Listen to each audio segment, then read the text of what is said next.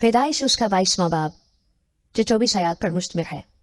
इन बातों के बाद यूं हुआ कि खुदा ने इब्राहिम को आजमाया और उसे कहा, ऐ इब्राहिम। उसने कहा, मैं हाजिर हूं।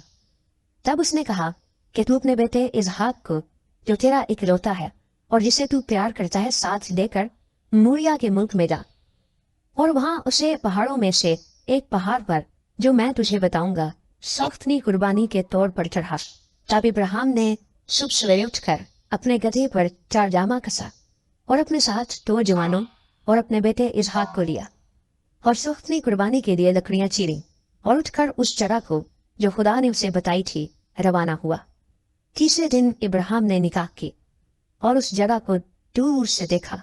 तब इब्राहिम ने अपने जवानों से कहा, तुम यहीं गधे के पास ठहरो, मैं और ये लड़का दोनों जरा वहां तक जाते हैं और सिजदा करके फिर तुम्हारे पास लौट आएंगे। और इब्राहिम ने सख्तनी कुर्बानी की लकड़ियां लेकर अपने बेटे इसहाक पर रखी और आग और छुरी अपने हाथ में ली और दोनों इकट्ठे रवाना हुए। तब इसहाक ने अपने बाप से कहा, है बाप? उसने जवाब दिया, क्या है मेरे बेटे, मैं हाजिर हूं। उसने कहा, देख आग और लकड़ियां तो हैं, पर सख्तनी कुर्बानी के लिए बर्रा कहाँ है? इब्राहिम ने कहा, ऐ मेरे बेटे, खुदा आप ही अपने वास्ते सख्तनी कुर्बानी के लिए बर्रा मुहैया कर लेगा। सो वो दोनों आगे चलते गए और उस जगह पहुंचे जो खुदा ने बताई थी। वहां इब्राहिम ने कुर्बान गाह बनाई और उस पर लकड़ियां चुनी और अपने बेटे इसहाक को बांधा और उसे कुर्बान गाह पर लकड़ियों के ऊपर रखा। और इब्राहिम ने हाथ बढ़ाकर छुरी ली कि अपने बेटे को ज़िबा करे। तब खुदा उनके फरिश्ते ने उसे आसमान से पुकारा कि ऐ इब्राहिम, ऐ इब्राहिम। उसने कहा, मैं हाजिर हूं।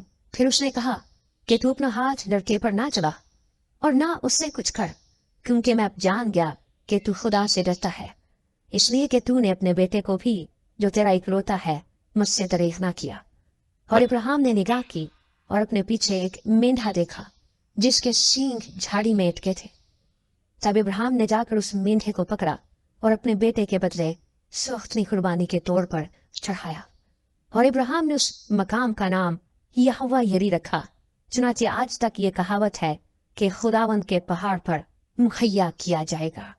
और खुदावंद के फरिश्ते ने आसमान से दोबारा इब्राहिम को पुकारा और कहा कि खुदावंद फरमाता है, चूंकि तूने ये काम किया कि अपने बेटे को भी जो तेरा इकलौता है दरेख ना रखा, इसलिए मैंने भी अपनी जात की कसम खाई है कि मैं तुझे बरकत पर बरकत दूंगा और तेरी नस्ल को बढ़ाते बढ़ाते आसमान के तारों और समुंदर के किनारे की रेत की मानंद कर दूंगा और तेरी औलाद अपने दुश्मनों के फाटक की मालिक होगी और तेरी नस्ल के वसीले से जमीन की सब कौमें बरकत पाएंगी, क्योंकि तूने मेरी बात मानी। तब इब्राहिम अपने जवानों के पास लौट गया और वो उठे और इकट्ठे बीर सभा को गए और इब्राहिम बीर सभा में रहा। इन बातों के बाद यूं हुआ कि इब्राहिम को ये खबर मिली कि मिल्का के भी तेरे भाई नहूर से बेटे हुए, यानी ऊज जो उसका पहलौठा है और उसका भाई बूज और कमूएल अराम का बाप और कसद और खजू और फिनदास और इदलाफ और बितुएल से रिबका पैदा हुई।